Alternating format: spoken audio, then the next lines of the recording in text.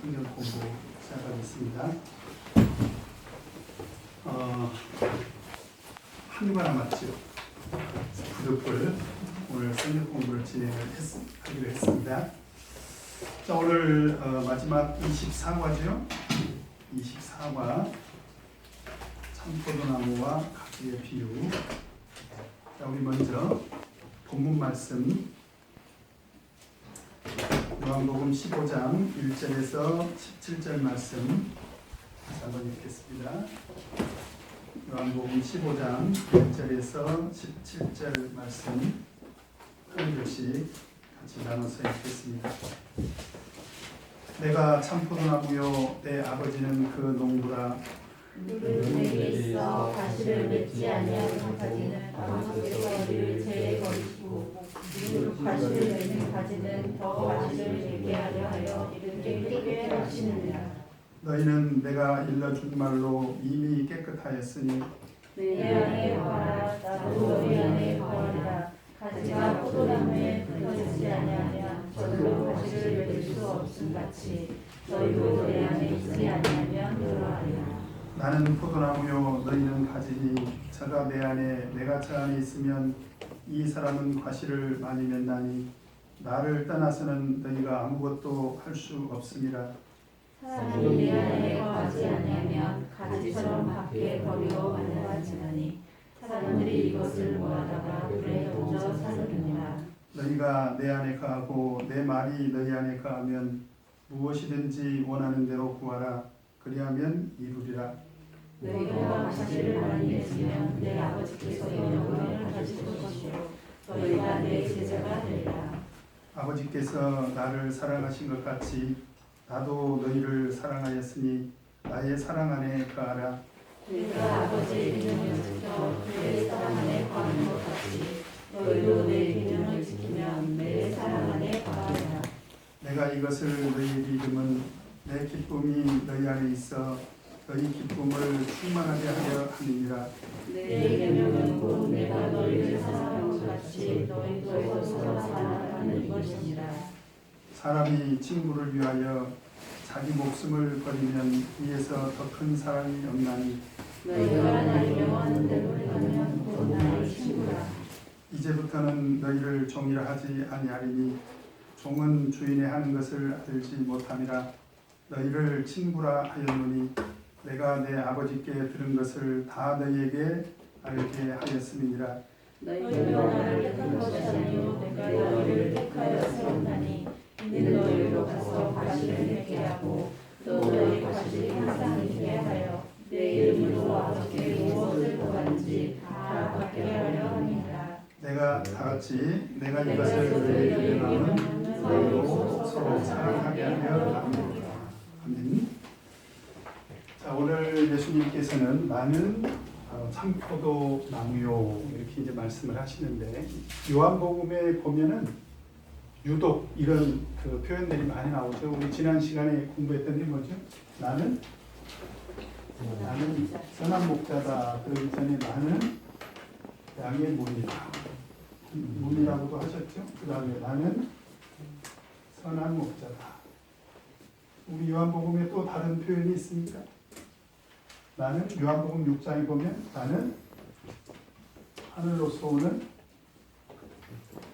생명의 떡이다. 생명의 떡이다.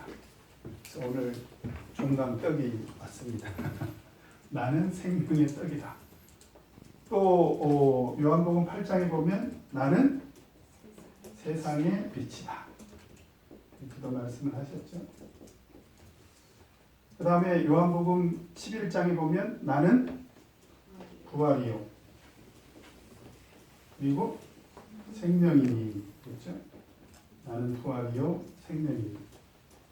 그 다음에 요한복음 14장에 보면 나는 길이요 진리요 생명이니. 이렇게 예수님께서 비유로 제 말씀을 하신 건데, 이 지금까지 비유로 들었던 모든 말씀은 하나님의 구속을 설명하기 위한 것이 근본이고요. 하나님의 구속. 하나님의 구속을 위해서 예수님께서 양의 문으로도 선한 목자로도 생명의 떡으로도 세상의 빛으로도 나는 부활이요 생명이요 나는 길이요 진리요 생명이 전부 다 하나님의 구속과 관계가 있습니다. 그죠? 그래서 하나님의 구속을 위해서 예수님께서 오셨다는 거죠. 하나님의 구속 사역을 설명을 하시려고 했던 것이고 그것을 위해서 예수님께서 이렇게 오셨다는 거죠. 오늘도 사실은 마찬가지지만 오늘 예수님께서 나는 참포도나무다. 역시 이것도 하나님의 구속과 관계가 있습니다. 관계가 있어요. 그런데 좀 차이점이 하나 있는 것은 뭐냐면 이때도 나는 선한 목자다. 너희는 뭐라고 그랬어요? 양이니 그랬죠.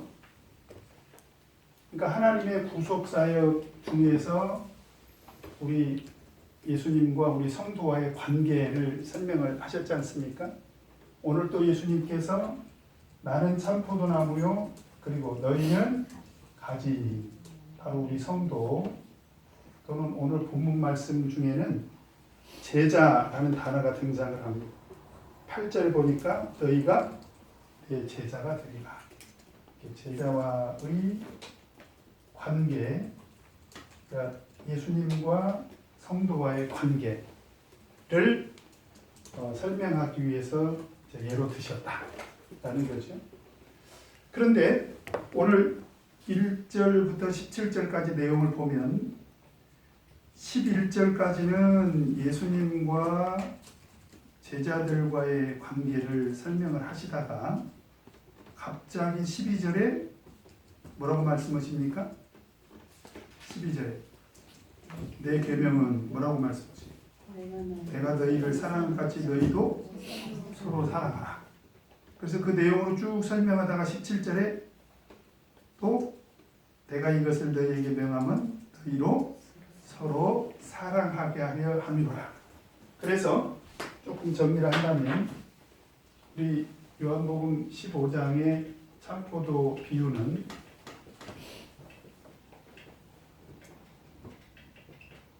참포도나무 비유는 예수님과 우리 성도 제자라고 하겠습니다. 제자와의 관계 뿐만 아니라 또 누구와 누구와의 관계도 제자와의 관계도 예수님께서 이 참포도나무의 비유를 통해서 말씀을 하시고 계신다라고 하는 것이 가지죠, 가지. 그죠? 참포도나무와 가지의 비유를 통해서 이거를 설명하고 계신다라고 하는 것입니다. 자, 그러면 우리 같이 한번 공부를 해보도록 하겠습니다. 1번 같이 읽겠습니다. 시작. 예수께서는 자신과 하나님을 무엇으로 비유하셨는가? 그래서 내가 참포도나무요, 그죠? 내가 참포도나무요, 네 아버지는 농부다. 그래서 예수님께서 지금 염두에 두고 있는 것은 이제 포도원을 염두에 두고 계시는 거예요. 성경에 보면은 이스라엘 백성들을 이 포도원으로 이렇게 비유를 했지 않습니까? 이것은 영적으로 보면 하나님의 나라죠. 포도원. 영적으로 보면 하나님의 나라고, 그죠? 그래서 이 하나님의 나라를 짓고 계시는 농부는 누구시라는 것입니까? 하나님이시다. 이거죠. 그 하나님의 나라 안에서의 관계, 그러니까 참포도나무와 가지의 관계를 지금 예수님께서 설명을 하시려고 그렇게 말씀을 하셨습니다. 근데 우리 15장 5절에 보면 나는 뭐라고 했습니까? 15장 5절에 보면 나는 포도나무요. 충분히 그렇게 말씀을 하셔도 되죠? 근데 15장 1절에서는 뭐라고 선언을 하셨습니까? 나는 참포도나무다. 왜 그러셨을까요? 이 참이라는 것은 상대적인 단어죠, 사실은. 참에는 뭐가 있습니까? 상대적으로 거짓이 있다는 거죠. 왜 이런 말씀을 하셨느냐? 사실은 구약 성경에 보면 이런 참과 거짓으로 대비되는 이런 그 관계가 많이 등장을 하는데 대표적인 것만 두 개 한번 찾아보도록 하겠습니다. 예레미야 2장 21절 찾아보십시오.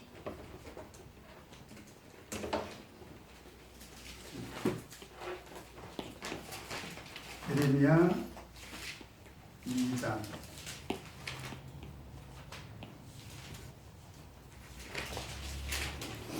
21절 같이 읽겠습니다. 시작. 내가 너를 순전한 참 종자 곧 귀한 포도나무로 심었거늘 내게 대하여 이방 포도나무에 악한 가지가 되는 어찌미. 여기서 보니까 너를 이스라엘 백성을 향해서 하신 말씀이지요.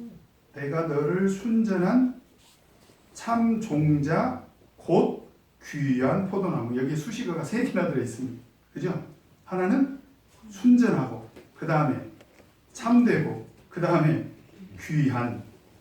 바로 그것을 대표하는 단어가 참이죠. 참. 내가 참 종자로 심었는데 너희들은 이방 포도나무에 악한 가지가 됐다. 타락했다는 거죠. 거짓이 됐다. 그런 얘기입니다. 그 다음에 이사야 5장 한번 보도록 하겠습니다. 이사야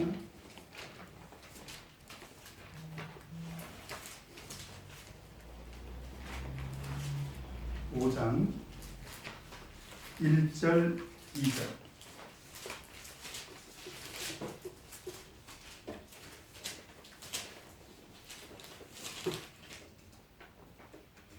같이 한번 읽겠습니다.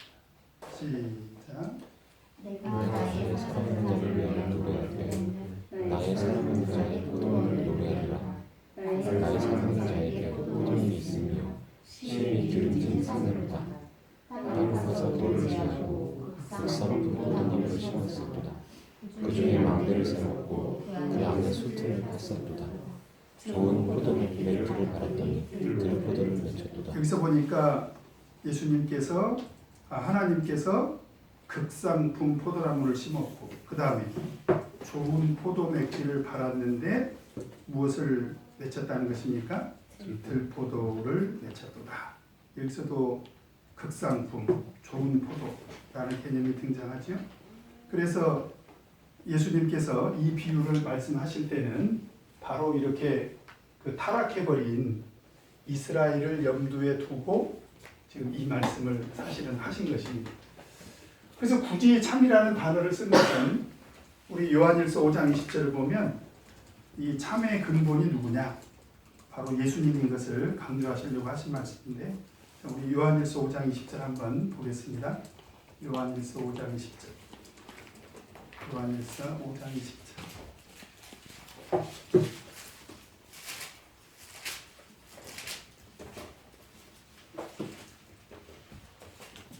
같이 읽겠습니다. 시작.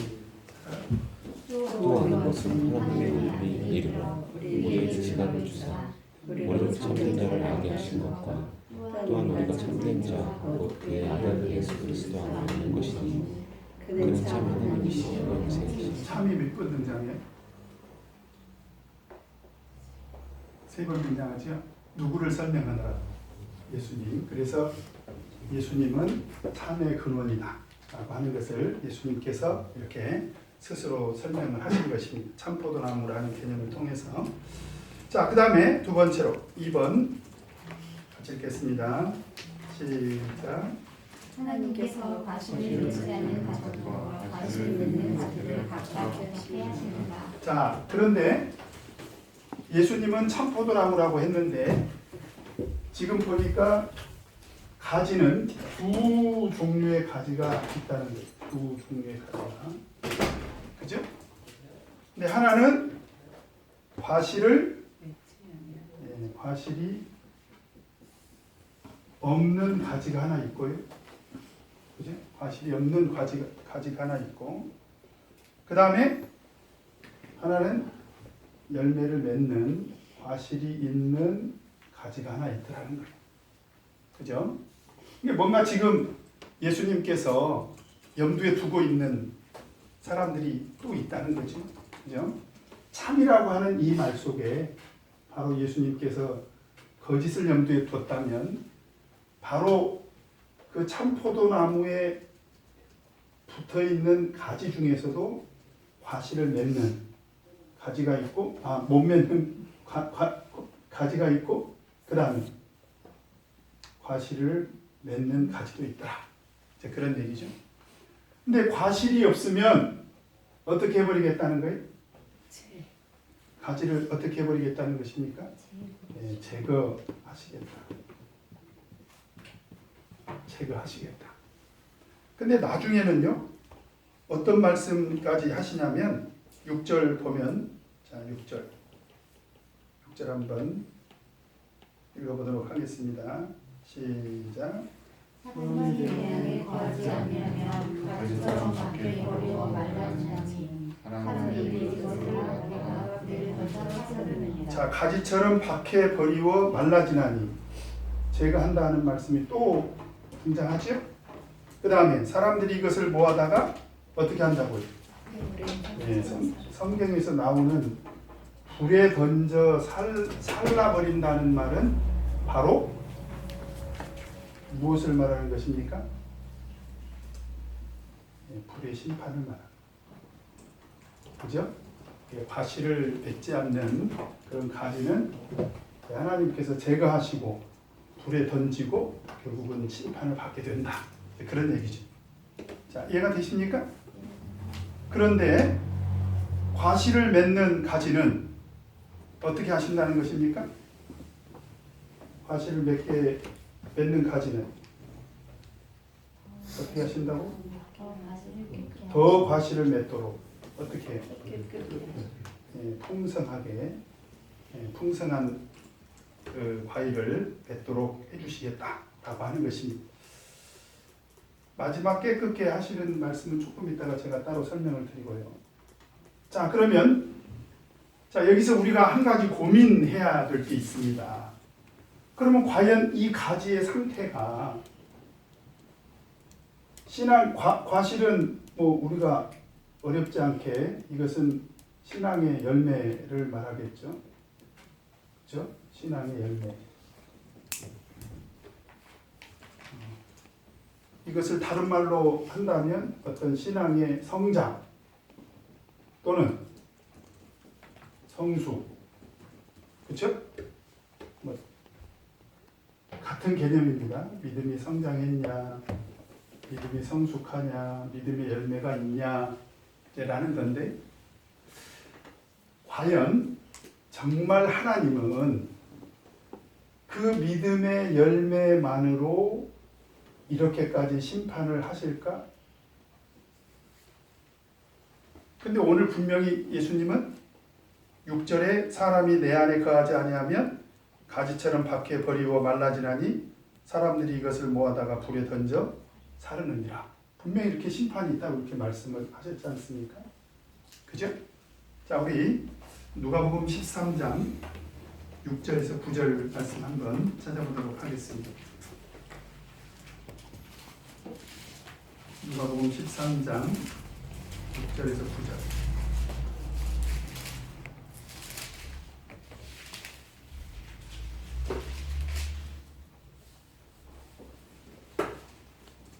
자, 6절부터 9절까지 같이 한번 읽겠습니다. 시작.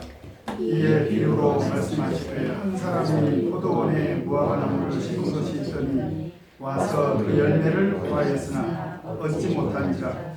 과원 지기에게 이르되 내가 3년을 와서 이 무화과나무의 실과를 구하되 얻지 못하니 찍어버리라. 어찌 땅만 버리느냐. 대답하여 가로되 주인이여 금년에도 그대로 두소서.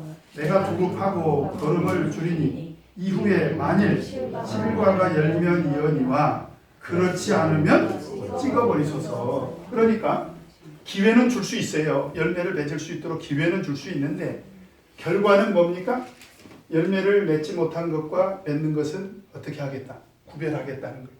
그래서 누가복음 13장에서는 열매를 맺지 못하면 어떻게 하겠다는 거예요? 찍어버리겠다.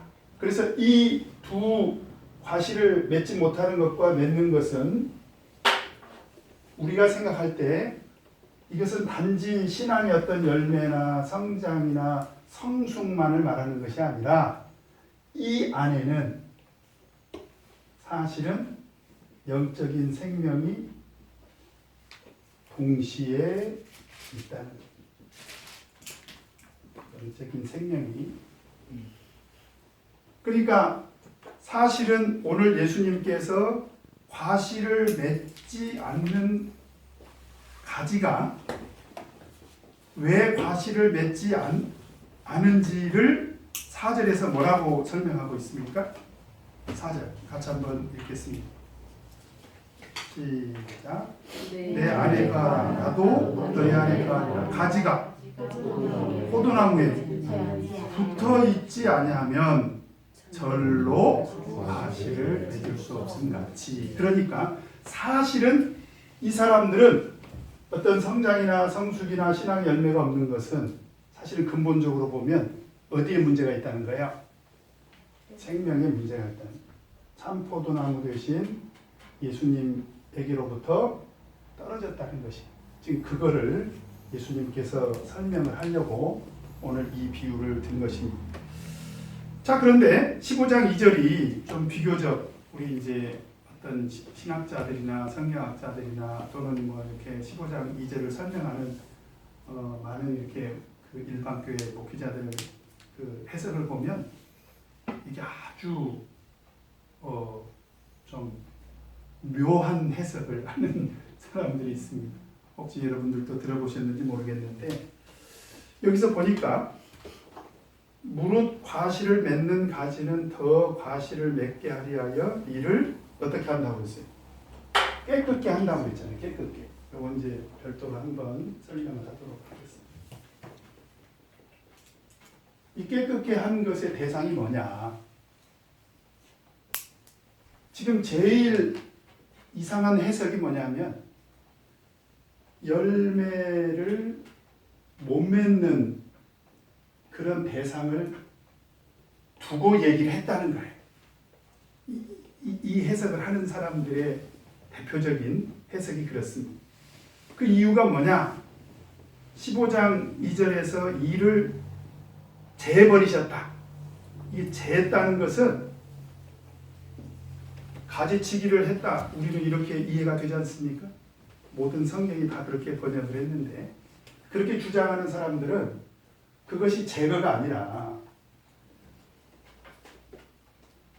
들어 올렸다는 거예요. 들어 올렸다.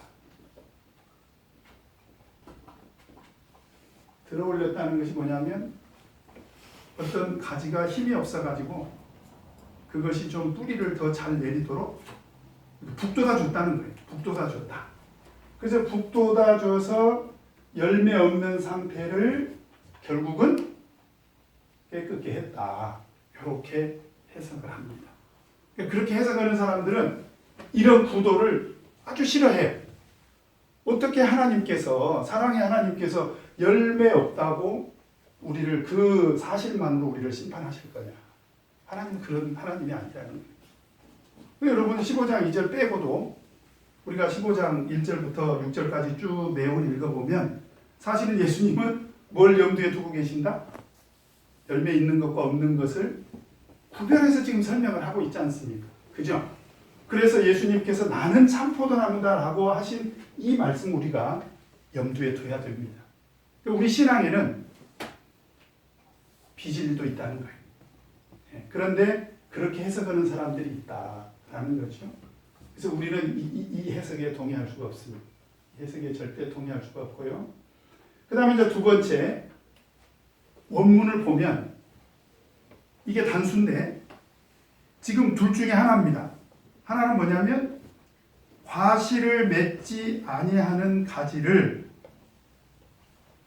열매가 없는, 이제 과실이죠.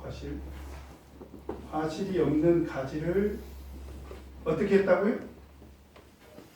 제거했다.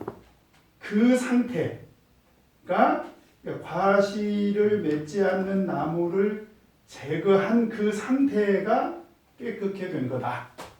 이런 해석이 하나 있고요. 그죠? 그것으로 인해서 깨끗게 됐다는 거예요.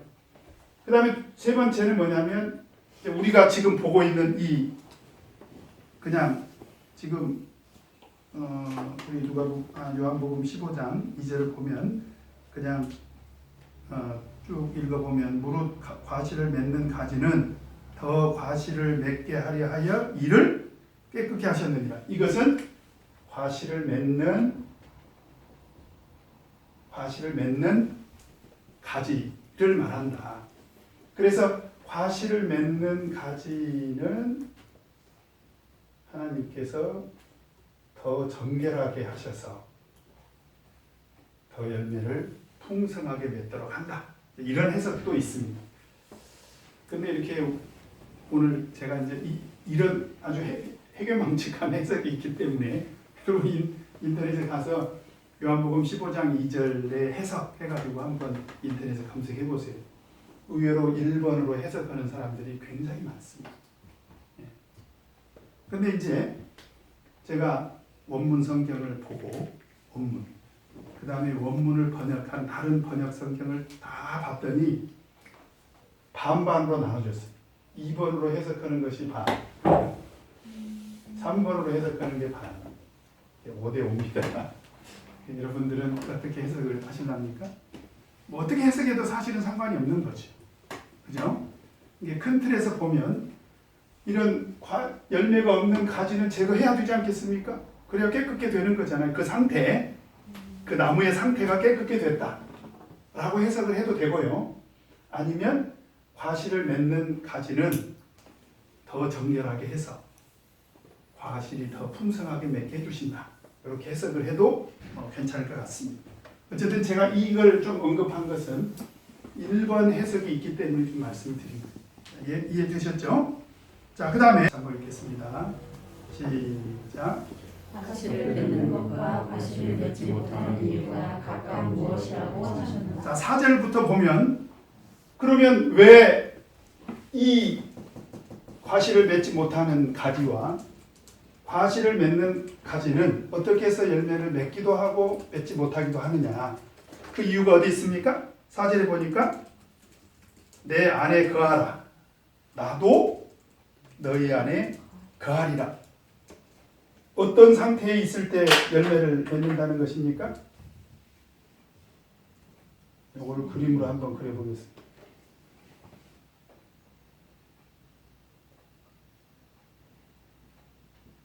예수님 안에 내가 나죠, 나 열매를 맺는 내 안에 거하라.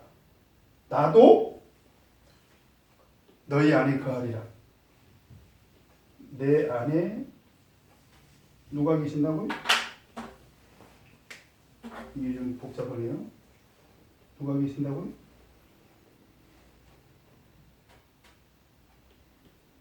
예수님이 계신다. 그죠? 그러면서 하시는 말씀이 가지가 포도나무에 붙어 있지 아니하면, 그러니까 지금 이 사람들은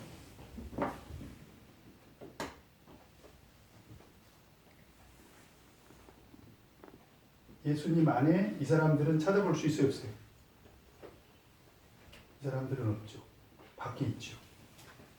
그리고 그 밖에 있는 나 안에도 예수님이 계셔요, 안 계셔요? 안 계시는 거죠. 그것을 뭐라고 지금 설명을 했냐면 붙어 있는 거라는, 붙어 있어. 이 사람들은 붙어 있지 않다는 것이. 근데 이 사람들은 붙어 있다는 거예요. 그걸 우리가 보통 신학적으로 뭐라고 얘기하냐면 연합이라고 합니다. 연합. 예수 그리스도와 연합된 상태다. 그렇죠? 내가 예수 안에 있고 그 다음에 예수님이 내 안에 있는 거예요. 그러면 수학적으로 본다면 예수님은 A고 나는 B입니다. 그러면 B는 누구의 부분집합입니까? A의 부분집합. 그죠? 근데 또 예수님이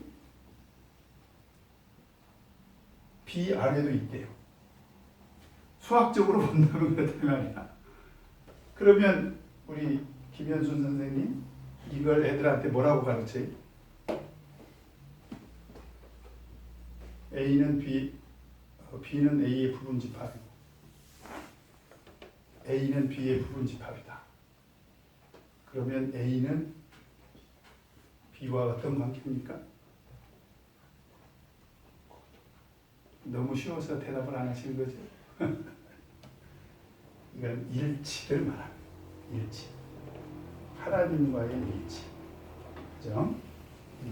수학적으로 문제를 풀어보려고 한 건 아니고 그 영적인 상태를 말하는 거예요. 영적인 상태. 지금 예수님께서는 참포도나무와 가지라는 어떤 물질적인 개념을 가지고 시작을 했다가 한번 여러분 보세요. 사실은 나무에서 사과가 열리는데 그 나무와 가지를 따로 우리가 인식할 수 있습니까? 어떤 나무가 있고 가지가 있고 그 가지에서 이제 사과가 하나 열리지 않습니까? 그러면 그 나무와 그 가지는 우리가 따로 생각할 수 있어요. 예를 들면 제가 이 손이 하나가 있는데 이 손 하나하고 나하고 이렇게 따로 얘는 지가 나가고 싶을 때 나가서 일 보고 그렇게 안 되잖아요. 왜 그렇습니까? 손과 나는 일치된 관계라는 일치. 그럼 어떻게 해서 영적으로 이렇게 됐냐? 예. 이것을 규명하는 것이 굉장히 오늘 말씀을 우리가 이해하는데 핵심이 됩니다. 사실은 예수님께서 요한복음 14장에서 그 부분에 대해서 힌트를 주셨어요. 어떻게 해서 우리가 예수 안에 있고 내 안에 예수님이 계시는지를 예수님은 어떻게 설명하셨습니까? 자, 우리 요한복음 14장에서 이미 그 부분에 대해서 말씀을 하셨는데요. 자, 14장 20절. 요한복음 14장 20절 같이 읽겠습니다. 시작. 그날에 내가 아버지 안에 너희가 내 안에 내가 너희 안에 있는 것을 너희가 알리라. 여기서 보니까 그날에는 내가 아버지 안에 너희가 내 안에 내가 너희 안에 있는 것을 너희가 알리라. 여기서 이제 그날에는 내가 아버지 안에 예수님이 아버지 안에 계시고 이 상태를 이렇게 하나님 안에 예수님이 계시고 예수님 안에 우리가 있고 우리 안에 또 예수님이 계신다는 거예요. 그죠? 지금 그 말씀을 지금 하셨단 말이에요. 어떤 얘기 하다가 이 얘기를 하셨습니까? 14장 16절 같이 읽겠습니다. 시작. 내가 아버지께 구하겠으니 그가 또 다른 보혜사를 너희에게 주사 영원토록 너희와 함께 있게 하시리니 17절. 저는 진리의 영광 지금 무슨 얘기를 하고 계시는 거예요? 성령 얘기를 하고 계시는 거예요. 그래서 나중에 요한 사도가 요한일서에서 뭐라고 설명을 하냐면 요한일서 3장 24절 한번 보겠습니다.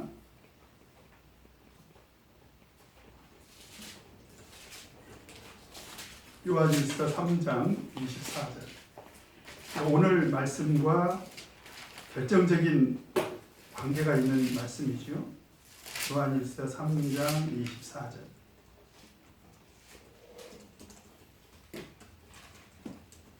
같이 읽겠습니다. 요한일서 3장 24절.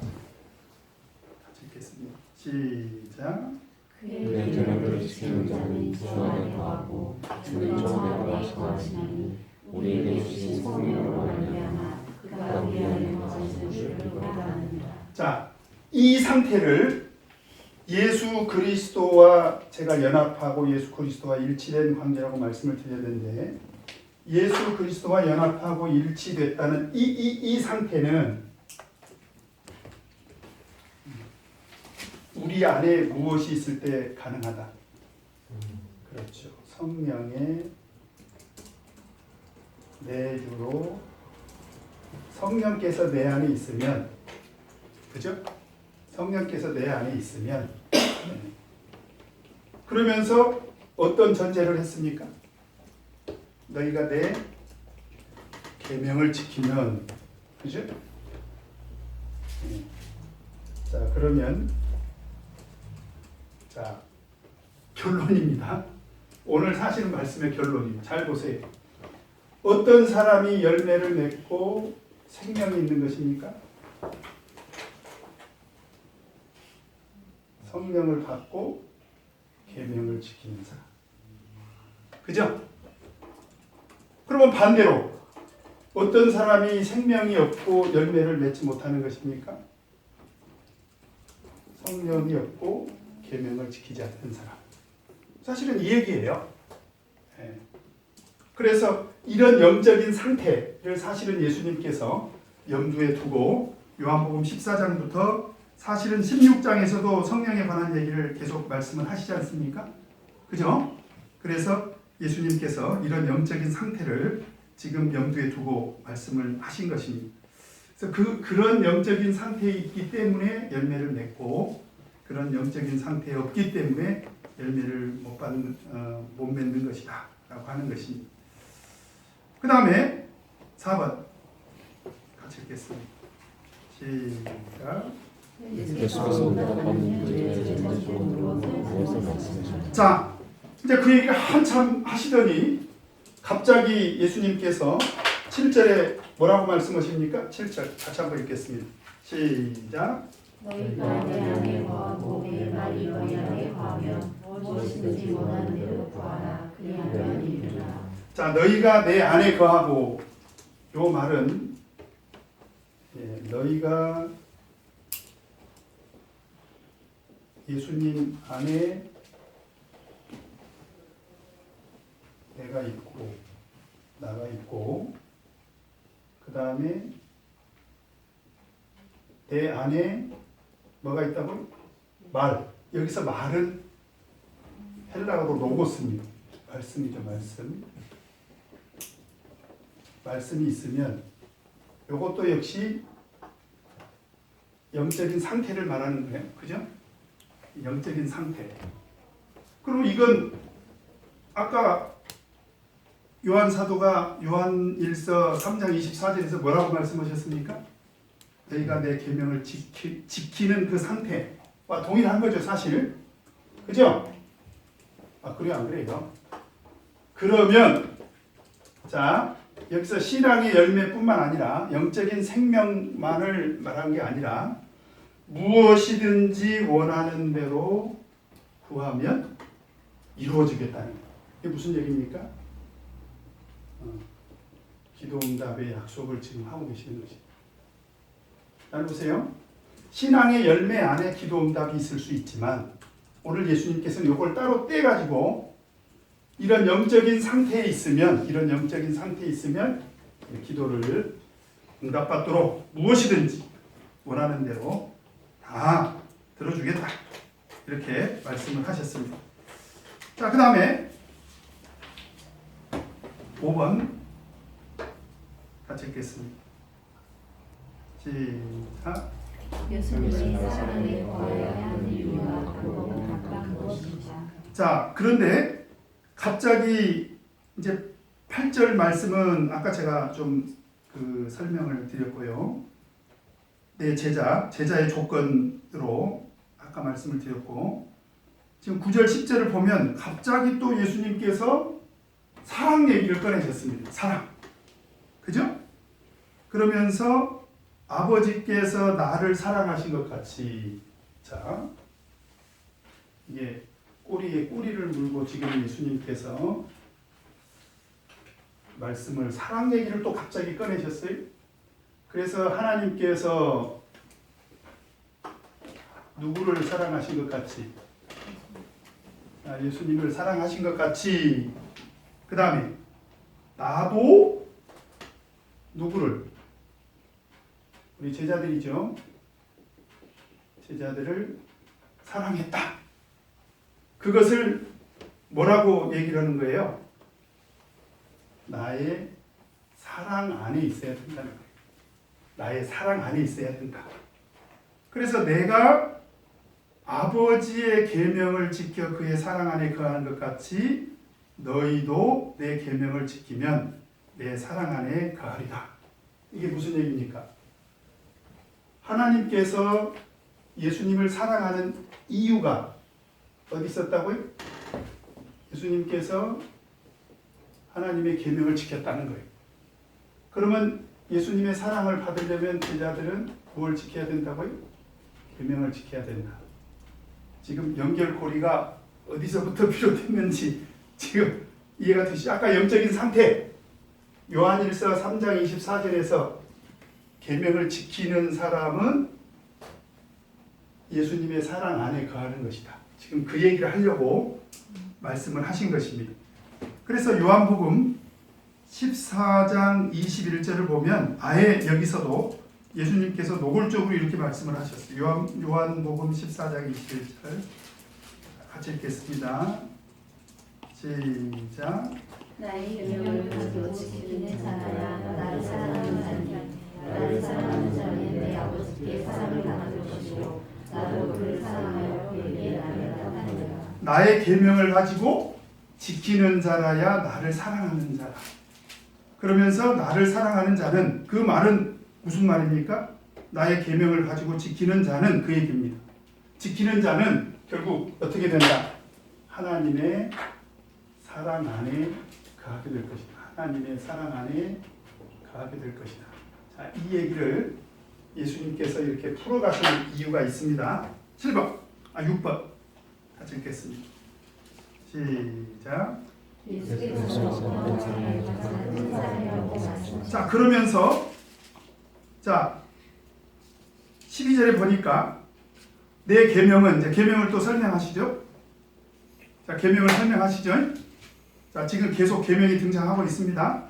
내 계명은 곧 내가 너희를 사랑한 것 같이 너희도 서로 사랑하라 하는 이것이니라. 그러면서 13절에 뭐라고 말씀하셔요? 사람이 친구를 위하여 자기 목숨을 버리면 이에서 더 큰 사랑이 없나니. 지금 예수님께서 계명과 사랑을 일치된 개념으로 보고 계십니다. 그죠? 나의 계명을 가지고 지키는 자가 나를 사랑하는 자고, 나를 사랑하는 자라면 계명을 지키는 것이고, 그죠? 같은 개념인데, 그런 사람이 하나님의 사랑 안에 있는데, 그 하나님의 사랑 중에서 가장 큰 사랑이 뭐냐? 누구를 위해서? 친구를 위해서. 어떻게 한다고요? 자기 목숨을 버리면. 친구를 위해서 자기 목숨을 어떻게 한다고요? 희생한다. 왜 갑자기 막 계명 얘기하다가 사랑 얘기하다가 갑자기 친구 얘기로 넘어오더니 자기 목숨을 희생을 해야 이 사랑이야말로 어떤 사랑이다? 가장 큰 사랑이라는. 이에서 더 큰 사랑이 없다. 왜 이런 말씀을 하셨을까요? 뭘 염두에 두고 지금 예수님께서 이 말씀을 하시는 시점이 언제예요? 요한복음 15장 말씀을 하실 때가 언제입니까? 이 말씀 하시고 예수님이 붙잡혀 가시잖아요. 그러니까 십자가를 앞두고 하신 말씀입니다. 그래서 자기 목숨을 희생해야 이에서 더 큰 사랑이 없다는 것은 바로 무엇을 염두에 두고 하신 말씀입니까? 예수 그리스도의 십자가의 대속, 친구를 위하여 대신해서 자기 목숨을 버리는 것이 가장 큰 사랑이다. 이 얘기는 무슨 얘기입니까? 내가 내 목숨을 희생해서 너희를 사랑하려고 한다. 그 하나님의 사랑의 속성을 지금 설명해 주고 있는 거예요. 하나님의 사랑의 속성. 그래서 이게 가장 큰 사랑이다.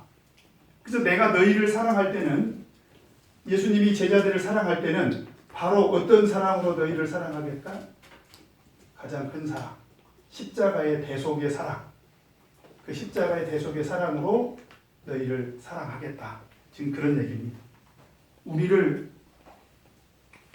누구 삼아 주셔가지고, 친구 삼아 주셔가지고, 제자들을 친구 삼아 주셔서 지금 이렇게 연결고리가 정해집니다. 그 다음에 7번 같이 읽겠습니다. 시작. 예수님의 친구들은 조건과 제자들을 친구라고 부르시 이유는 무엇인가? 그래서 14절에 너희가 나의 명하는 대로 행하면 곧 나의 친구다. 아까 이 말씀하고 다 잘 보세요. 내가 너희를 사랑하겠다. 어떤 사람이 예수님의 사랑을 받는다고요? 나의 계명을 가지고 지키는 자라요. 그러니까 내 명대로 예수님이 하신 그 계명대로 명령을 지키는 사람은 내가 뭐 삼아주겠다. 아까 8절에서는 제자라고 했다가 오늘 14절에서는 결국은 내가 너희를 친구 삼아주겠다. 그러면서 이제부터는 너희를 종이라 하지 아니하리니 종은 주인이 하는 것을 알지 못함이라 너희를 친구라 하였노니 내가 내 아버지께 들은 것을 다 너희에게 알게 하였음이니라. 그럼 예수님이 하나님으로부터 들은 얘기는 뭡니까? 이거를 멋있게 표현할 수 있어야 돼요. 예수님이 하나님으로부터 들은 얘기는 사랑 이야기죠. 러브 스토리. 신학적으로 보면 하나님의 구속에 관한, 하나님의 구속이 바로 예수 그리스도의 사랑 이야기 아닙니까? 하나님이 세상을 이처럼 사랑하사 독생자를 주셨으니, 그죠?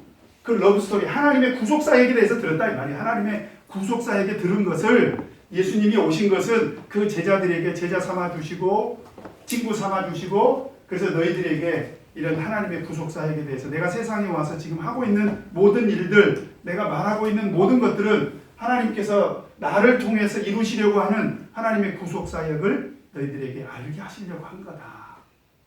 그죠? 그래서 친구 삼아주셨다라고 하는 것입니다.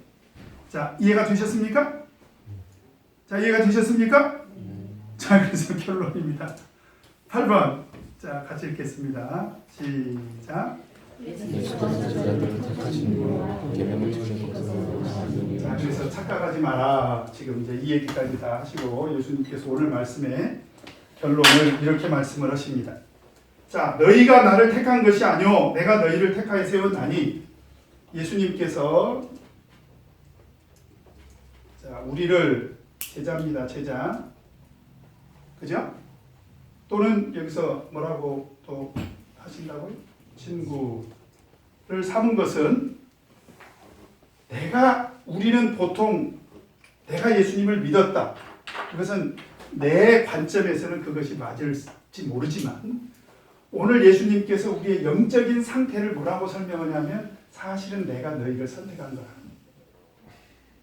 왜 이런 말씀을 하실까요? 하나님의 구속 때문에 그런.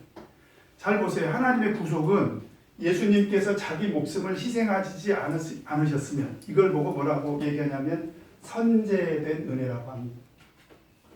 선제된 은혜. 먼저 존재한 하나님의 구속 사역을 예수님께서 십자가로 이루시지 않았다면 그 예수님의 우리를 택하신 택함은 있는 거예요, 없는 거예요? 없는 거예요.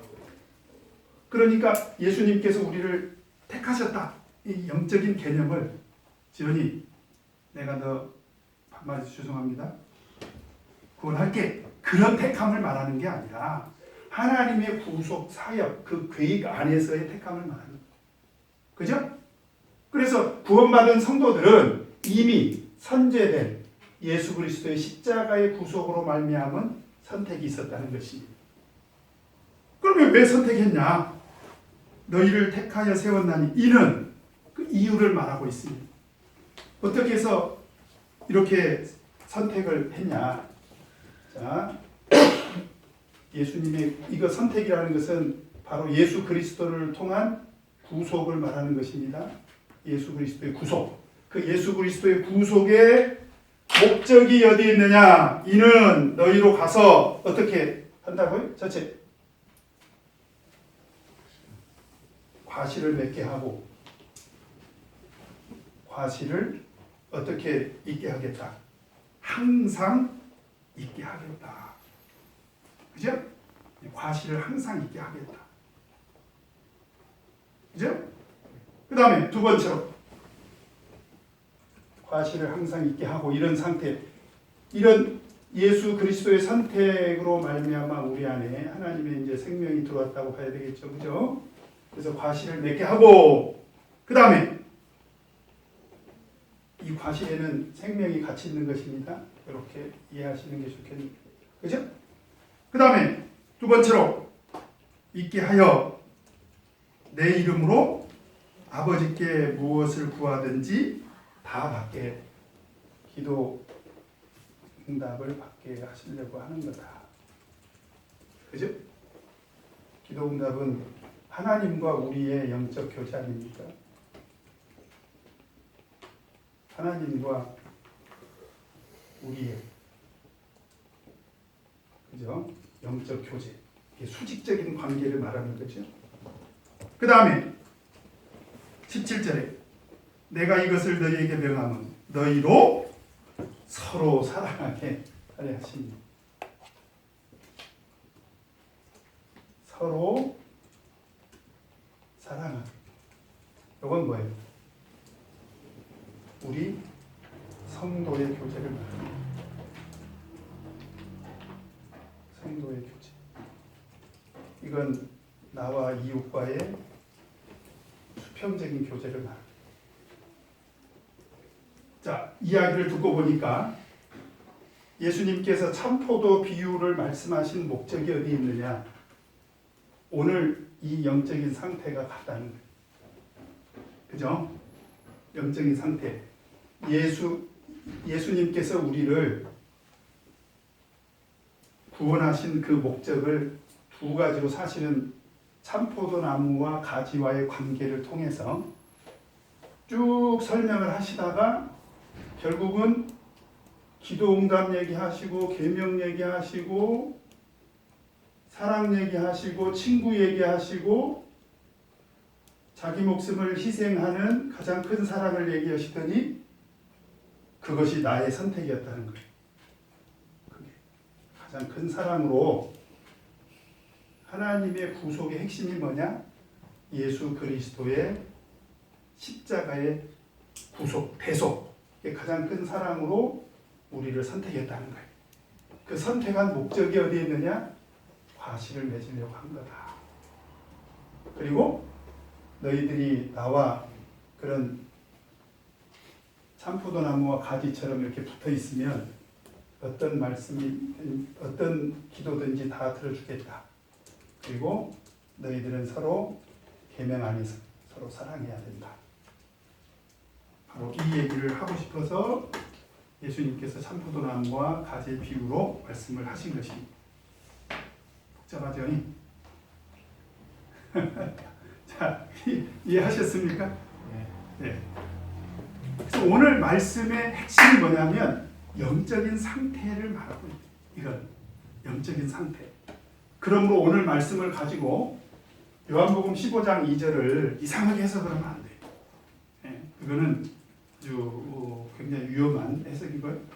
이런 하나님의 구속을 예수님께서 참포도나무와 가지의 비유를 통해서 우리에게 영원한 생명을 얻는 것, 그 다음에 과실을 풍성히 맺는 것, 기도 응답에 관한 것, 그 다음에 하나님의 계명과 사랑 안에서 우리가 서로 사랑하는 이런 교훈을 주시고자 이런 얘기를 하셨다라고 하는 것입니다.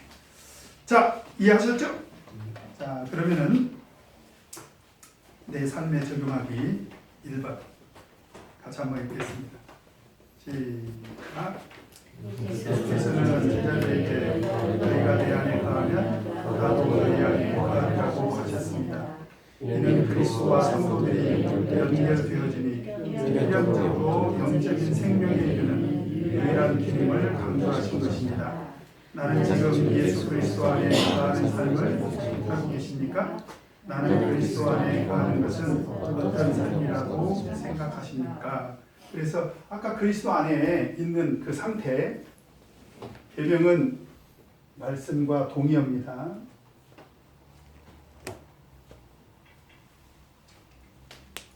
그래서 사실 우리가 이 신앙의 원리를 깨닫고 나면 우리가 하늘나라 가는 것과 신앙이 성장하는 것은 단순해. 어떻게 이걸 보면서 어떻게 이해가 됩니까?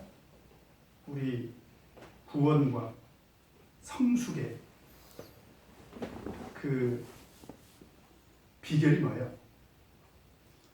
말씀과 기도입니다. 그죠? 말씀과 기도예요. 말씀과 기도. 그래서 말씀을 따라가고 성령의 인도하심을 따라가고, 우리 기도라는 것은 성령의 인도하심을 따라가는 거예요. 믿음의 수준이 낮을수록 기도를 자기 욕구를, 그러니까 욕심을 채우는 수단으로 이렇게 찾고, 뭐 그렇게 해서 하나님의 응답받는 사람도 없는 건 아니에요. 근데 하나님께서 우리에게 성령을 주신 목적은 뭐냐면 바로 하나님과의 깊은 영적인 교제입니다. 그죠? 성령의 인도하심을 따라가라. 그래서 로마서 8장에 보면 무릇 하나님의 영으로 인도하심을 받는 그들이 곧 하나님의 아들이라고 했지 않습니까? 그죠? 그래서 말씀과 기도로 우리가 하나님의 구원도 얻고 영적으로 성장하는 그런 길이 된다라고 하는 거죠. 자, 그 다음에 두 번째로 2번 같이 읽겠습니다. 시작. 예수께서는 제자들에게 너희가 내 안에 거하고 내 말이 너희 안에 거하면 무엇이든지 원하는 대로 구하라고 하시며 반드시 응답해 주시겠다고 말씀하셨습니다. 나는 예수 그리스도의 말씀이 내 안에 거하는 삶을 살고 계십니까? 나는 예수 그리스도의 말씀이 내 안에 거하심으로 기도의 응답을 체험하신 일이 있으십니까? 대부분의 사람들은 요것만 무엇이든지 다 들어주겠다. 그러니까 요것만 계속 생각하면 요 기도 응답의 하나님의 은혜를 뭘로 자꾸 이해를 하려고 그러냐면 요 줄방망이로. 근데 그게 아니고 잘 보세요. 내 상태, 내 영적인 상태가 이런 상태가 되면 하나님께 기도하는 기도의 표준이 어떻게 될까? 기도 하나님의 기도 응답을 얻기 위한 기도의 표준. 기도의 표준이 뭐예요? 네? 그렇죠. 내 뜻대로 마옵시고 아버지의 뜻대로 하나님의 뜻을 구하게 돼요. 그죠? 그 기도의 표준. 그래서 그런 믿음의 상태가 되면 하나님께서 안 들어주실 수 없는 그런 기도를 하게 된다라고 하는 것입니다. 그 다음에 3번 같이 읽겠습니다. 시작. 예수께서는 제자들에게 계명 준수를 명한 것은 서로 사랑하게 하려 함이라고 하셨습니다. 예수 안에 거하는 것은 계명을 준수하는 것이요 성도가 맺어야 할 최고의 열매는 바로 사랑이라는 것을 강조하신 것입니다. 너는 예수님의 계명을 준수하는 삶을 살고 계십니까? 너는 내가 맺어야 할 최고의 열매, 사랑의 열매를 얼마나 맺고 있습니까? 사랑의 열매를 이 시간 이후부터 많이 맺기 바랍니다. 아시겠죠? 성경 공부 끝나고 나면서부터는 이제 실천하는 시간이 돼야 됩니다. 자, 적용 포인트 같이 읽겠습니다. 시작. 성도들은 천국의 하나님이신 예수 그리스도의 생명의 은혜를 통해서만이 비로소 하나님께서 원하시는 풍성한 영적인 열매를 맺을 수 있다고 배우고 싶습니다. 또한 우리가 맺어야 할 최고의 열매는 바로 사랑의 열매입니다. 사랑의 열매를 맺는 것이야말로 하나님의 부름에 합당한 바른 신앙생활을 하는 것입니다. 그래서 오늘 사랑의 떡이 왔습니다. 사랑의 떡이 배달이 왔습니다. 감사합니다. 오늘 들은 말씀 기억하면서 우리 다 같이 기도하겠습니다.